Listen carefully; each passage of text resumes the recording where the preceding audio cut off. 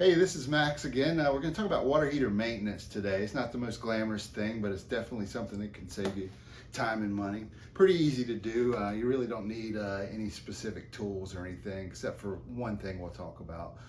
But anyway, yeah, we'll go ahead and get to it. All right, so we got our water heater that we cut open just so you can see the insides. The first thing you want to do once a year is flush it out real good. So this one's got a drain down here. We typically put a full port drain on them. The ones that come with water heaters are a quarter port, but it still works. So I'll have a little screwdriver to open it up. All you really want to do is hook a hose to it and just get the water churning out of it. You don't have to turn it off or anything like that. In fact, you want to leave the water on because the cold water comes down this dip tube and we'll churn it up.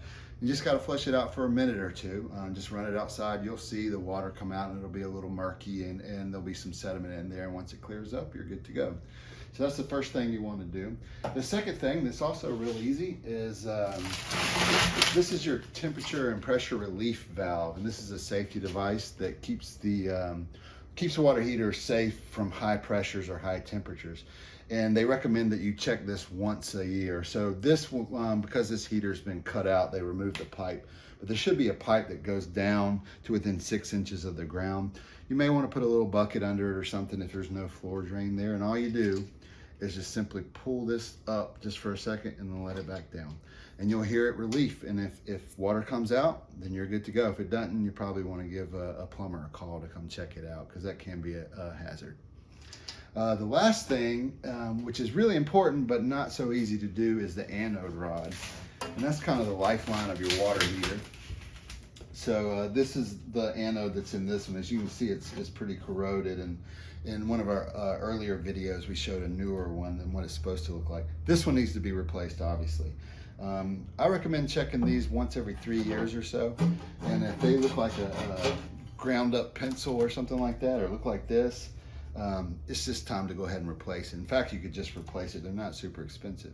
The problem is they can be kind of difficult to get to. This one, you can see the way this expansion tank was installed. It's right over where it is, and there's a little plastic piece you have to pull out, dig out a little bit of insulation, and then there's an 1/16" socket.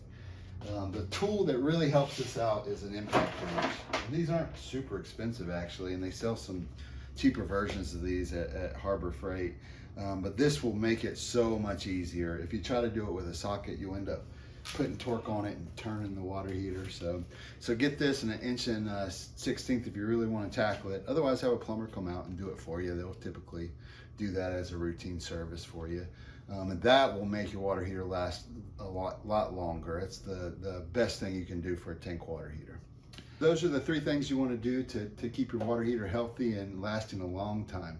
Tankless water heaters are a little bit more complicated when it comes to annual maintenance.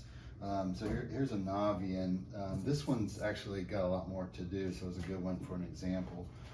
Every one of them is kind of different, so you kind of got to know what you got. But you know, the things that need to happen to these things, first and foremost, they need to be descaled once a year.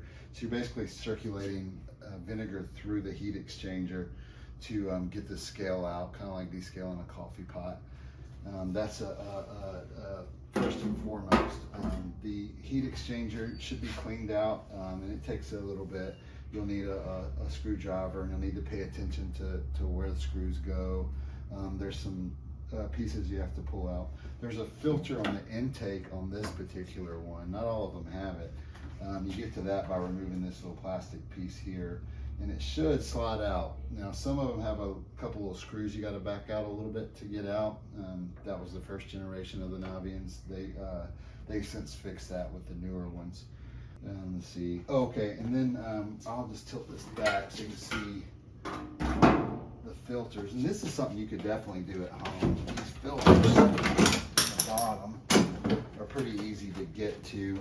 This is one. Now you want to turn the water off. But this one comes out, and they all kind of look like this, but and that you just clean that out. And these don't usually get that bad, but you want to check them. This protects your whole unit.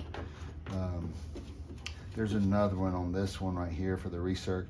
Now this one has a condensate line that comes off, so this, you pull this little piece out, and this comes out, and you can see That one needed to be cleaned out. But that also protects the unit as well. So this you don't want to mess with. It's just a little bleeder valve for the recirculating system in here. As far as descaling it, here's your inlet, outlet, and your inlet, your outlet, and your recirculating line. They will have a little, or they should be installed with valve kits that have a little hose connection, and you'll need a transfer pump and some vinegar solution. They make descaling solutions. In fact, they make a whole kit for this if you do want to tackle it. And you'll need a bucket and put your solution there, and you need to circulate it through.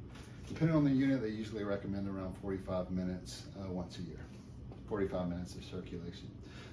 All right, well, I hope these tips help you out. I know we forget about our water heaters. They just kind of sit in the basement or in the crawl space, and so a little bit of love will help you avoid a cold shower every now and then. And if you run into something that's a little more challenging, or you just want a professional to take a look at it, feel free to give us a call.